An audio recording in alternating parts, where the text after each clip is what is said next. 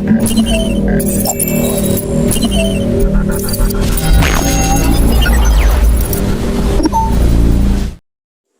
o verso. A epígrafe do meu texto diz o seguinte: Jacó passa ao val de Jaboque e luta com o anjo. Verso 22. E levantou-se aquela mesma noite e tomou as suas 2 mulheres e as suas 2 servas e os seus 11 filhos e passou o val de Jaboque. E tomou-os e fez-os passar o ribeiro e fez passar tudo o que tinha. Verso 24. Jacó, porém, ficou só. E lutou ele com um varão até que a alva subia. E vindo que não prevalecia contra ele, tocou a juntura de sua coxa e se deslocou a juntura da coxa de Jacó lutando com ele. E disse: deixa-me ir, porque já é alva, já a alva subiu. Porém ele disse: não te deixarei ir, se me não abençoares. E disse-lhe: qual é o teu nome? E ele disse: Jacó. Então disse: não se chamará mais o teu nome Jacó, mas Israel, pois, como príncipe, lutaste com Deus e com os homens e prevaleceste. Até aí. Louvado seja o nome santo do Senhor Jesus. E quando o Senhor trouxe ao meu coração essa mensagem, essa palavra de reflexão, ficou bem frisado aqui no verso 24, Jacó, porém, ficou só. A gente sabe que esse momento de Jacó é o momento que antecede o encontro de Jacó com seu irmão Esaú.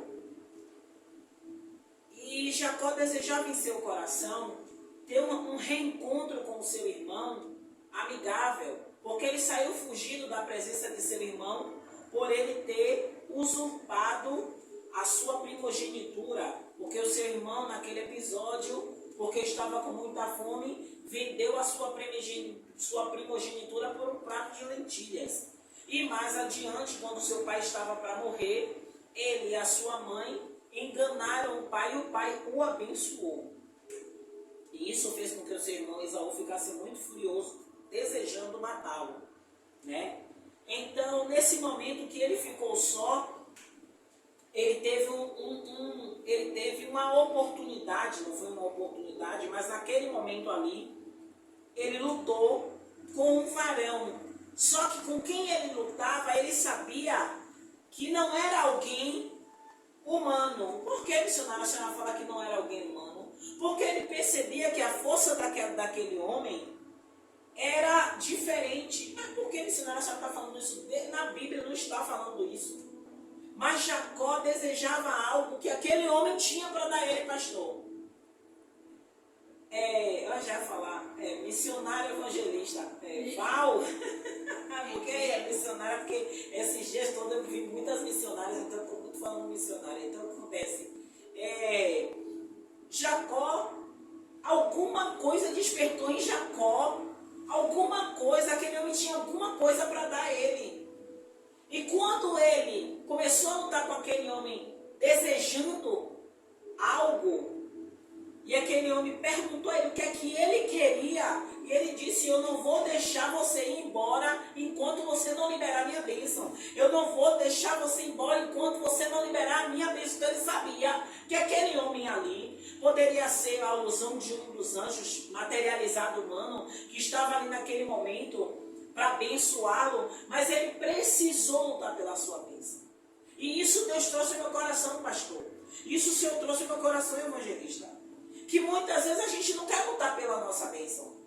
Às vezes a gente quer lutar com outras armas. Às vezes a gente quer pegar a arma humana para lutar no espiritual, e não é isso.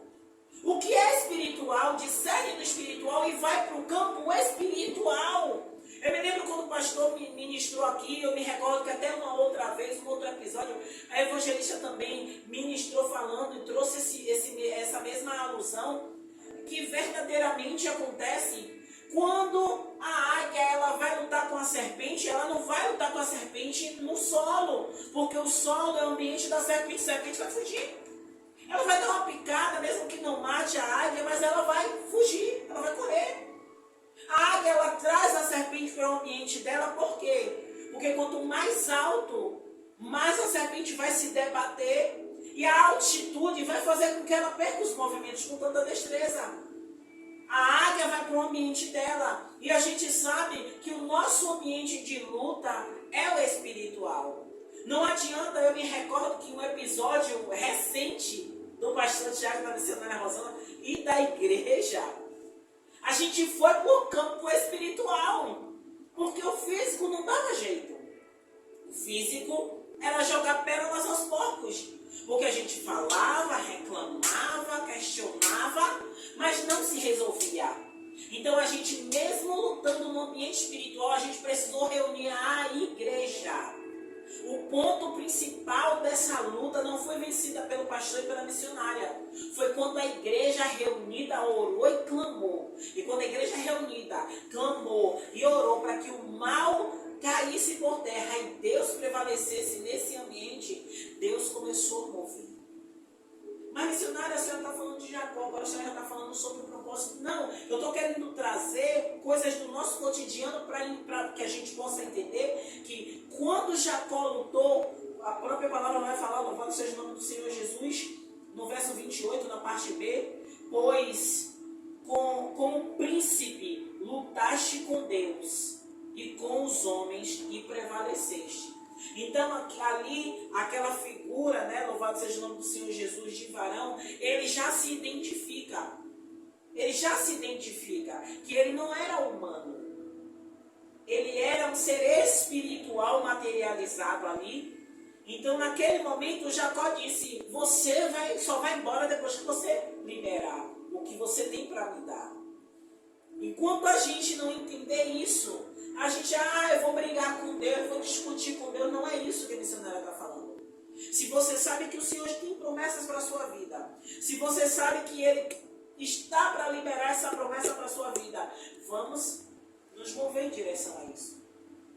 Deus não vai materializar um anjo neste momento para querer trazer a mesma figura que aconteceu com Jacó, não. Não, porque nós estamos em outros tempos. Vai aparecer um varão desse, a gente vai sair correndo. Ou se a gente quiser lutar, a gente vai querer fazer o quê? Vai querer pegar alguma coisa para poder meter nele. Não vai lutar de mão como Jacó lutou. Louvado seja o nome do Senhor. Louvado seja o nome santo do Senhor. Fala buscar até. Então, o que acontece? Louvado seja o nome do Senhor Jesus. Já vou encerrar minha oportunidade. Louvado seja o nome do Senhor Jesus. Aleluia.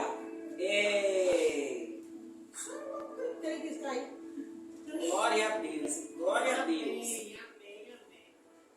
E Jacó falou, não te deixarei ir, se não me abençoares. Eu quero que você guarde essa cena no seu coração.